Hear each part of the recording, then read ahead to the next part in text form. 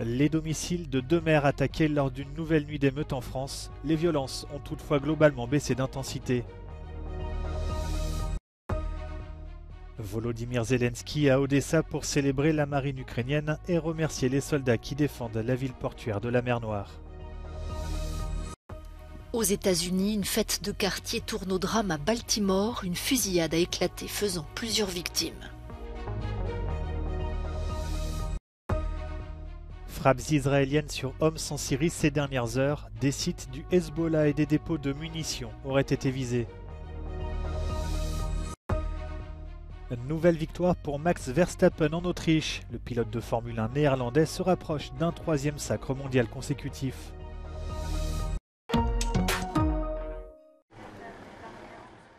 Les domiciles de 2 maires ont été attaqués lors d'une nouvelle nuit d'émeute dans toute la France.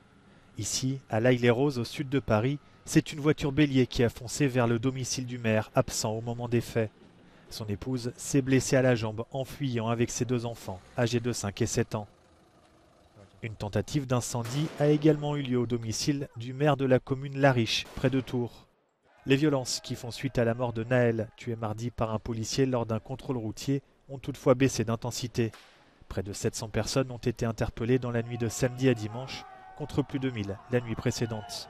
Quelques 45 000 policiers étaient déployés dans tout le pays, avec des renforts à Lyon et Marseille. Le président Emmanuel Macron, qui a annulé sa visite d'État en Allemagne, doit faire un nouveau point sur la situation avec plusieurs membres du gouvernement ce dimanche soir à l'Élysée.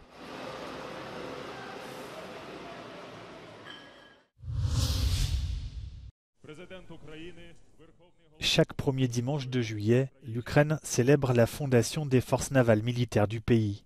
À cette occasion, Volodymyr Zelensky s'est rendu à Odessa, où il a distribué des médailles et remercié les soldats pour leur rôle dans la défense de la ville portuaire de la mer Noire. Ви захистили Одесу, яку російські окупанти мріяли підкорити чи знищити. Нашими ракетами був затоплений російський флагман, і це було настільки принизливо для Кремля, що вони й досі бояться оприлюднювати всі деталі тієї втрати. Le président ukrainien en a profité pour s'entretenir avec le commandant des forces armées navales et a visité un hôpital militaire où sont pris en charge des soldats blessés. Des médailles de reconnaissance leur ont été remises.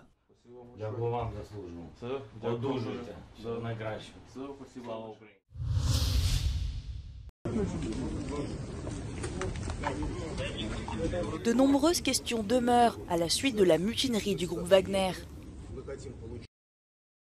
Son dirigeant, Evgeny Prigojine, serait désormais exilé au Bélarus et son rival, le ministre russe de la Défense, Sergueï Shoïgu, est quant à lui soutenu par le Kremlin. Né en Sibérie et considéré comme un russe non ethnique, son profil est éloigné de celui de la plupart des hommes politiques de son rang en Russie. Shoigu is somebody who Putin has built a very personal connection with. Shoigu's been on the scene since 2012. He's not one of the sort of St. Petersburg lot that Putin first started his career around, but he has a very different connection to Putin. And Shoigu is a very loyal person. And so ahead of the regional elections in September, which are going to be very important, and the presidential elections next March in 2024, Putin really needs people around him that are very loyal. So it would be a mistake for him to remove him from his position. À de nombreuses reprises, Evgeny Prigojine a dénoncé l'incompétence de Sergueï Shoïgu, qui selon lui a contribué à la mort de nombreux combattants de Wagner en Ukraine. Le chef du groupe paramilitaire demande que le ministre de la Défense soit démis de ses fonctions.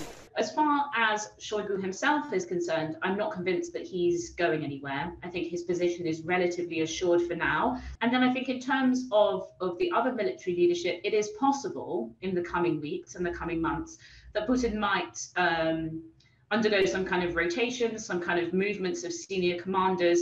But I think he's going to be very careful to make sure that that doesn't seem like it's in response to something that Prigozhin has suggested. Because that, I think, would be seen as quite a key political weakness. Une nouvelle fusillade aux États-Unis, à Baltimore, près de Washington. Au moins 2 personnes ont été tuées, une trentaine d'autres blessées par des tirs lors d'une fête de quartier. 3 blessés sont dans un état critique. Les circonstances du drame restent floues. Les autorités n'ont pas encore identifié de mobiles ou de suspects.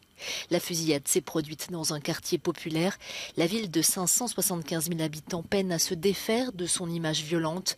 Baltimore possède l'un des taux d'homicide les plus élevés du pays.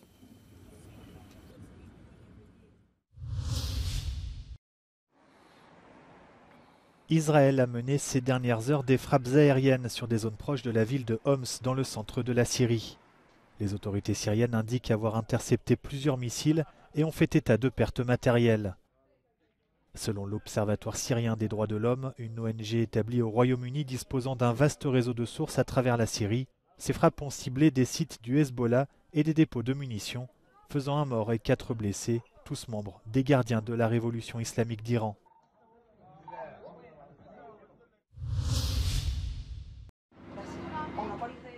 « 65 migrants ont été secourus dimanche près de Tenerife alors que leur embarcation naviguait près du sud de l'île. Un bateau de sauvetage et un patrouilleur de la garde civile les ont escortés jusqu'au port de Los Cristianos. Une personne était déjà décédée à bord, une autre, dans un état grave, a été transportée à l'hôpital. Samedi, l'ONG Caminando Fronteras avait confirmé la mort de 51 migrants dans un naufrage. Ils tentaient eux aussi de rejoindre les Canaries depuis l'Afrique de l'Ouest. We come back always to the same point. Migrants have to resort to smugglers because there is no other way for them to reach safely Europe. Even if this means crossing the Mediterranean that is becoming a cemetery. Les naufrages en mer se succèdent. Depuis 2014, plus de 20 000 personnes sont mortes en traversant la Méditerranée pour rejoindre l'Europe. Alors y a-t-il un lien entre la politique migratoire européenne et les naufrages ? When people arrive at the European border, they're being pushed back violently by member states' police units. I think this is why people have increasingly started to take longer and more dangerous routes. Pour assurer le sauvetage des migrants en mer, la Méditerranée est divisée en zones de recherche et de sauvetage sous la responsabilité des États côtiers à proximité. Mais les ONG dénoncent un manque de coordination. Whenever we, for example, are calling the rescue coordination centers in Malta or in Italy or in Tripoli, they don't give us any information. They also don't give us any verification about open distress cases anymore. It's even worse because we also have recorded one specific call from a rescue coordination center in Malta, like one of the officials, who told us we don't work with NGOs. Alors comment faire pour éviter d'autres drames ? It's very important that search and rescue is reinforced, that the capabilities and capacities are reinforced, and that this should really be a state-driven and a state-backed process primarily. Dans un tweet après le naufrage du 15 juin dernier, la Commission européenne propose de créer des voies d'accès légales pour les migrants en Europe. Pour le Haut Commissariat des Nations Unies pour les réfugiés, il faut aussi créer les conditions pour que revenir à la maison redevienne une option. Ultimately, in the case of refugees, the vast majority of them want to go home. So behind that, you need to create the stability that will allow them to return. Max Verstappen a remporté son 5e Grand Prix de Formule 1 consécutif en Autriche, se rapprochant un peu plus d'un 3e titre mondial de suite. Parti en pole position, le Néerlandais n'a eu aucun mal à distancer ses poursuivants, le Monégasque Charles Leclerc et le Mexicain Sergio Pérez. Au classement général, le pilote Red Bull possède désormais 81 points d'avance sur son coéquipier. L'écurie autrichienne fait elle aussi la course en tête au classement des constructeurs, devant Mercedes et Aston Martin.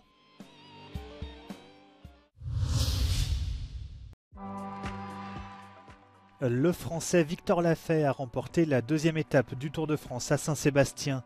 Le coureur de 27 ans s'est imposé devant les 2 stars du peloton, le Belge Wout van Aert et le Slovène Tadej Pogačar, en se détachant dans le dernier kilomètre. Il s'agit de la première victoire de l'équipe française Cofidis depuis 15 ans.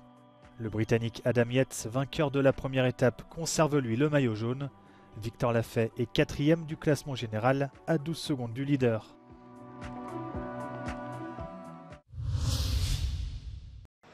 Les États-Unis font leur retour à l'UNESCO.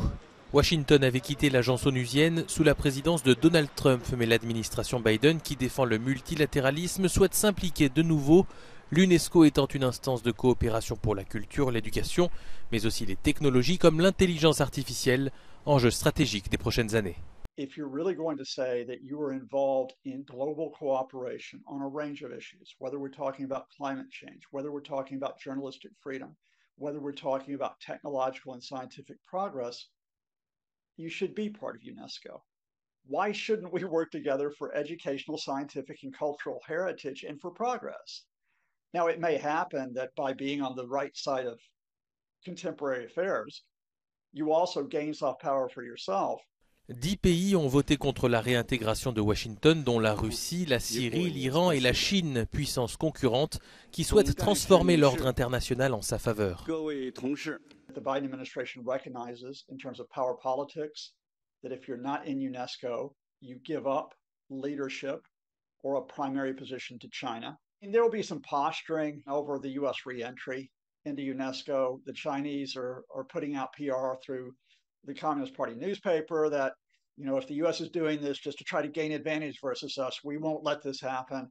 But let's be honest here. The United States, for many years, was the largest funder, contributor to UNESCO. The United States has a lot that it can bring to UNESCO in terms of cooperation. I think all of this will lead to a general welcoming. Depuis 2011, les États-Unis ne financent plus l'UNESCO, dénonçant des partis pris anti-israéliens. Avant cette date, Washington assurait 22% du budget.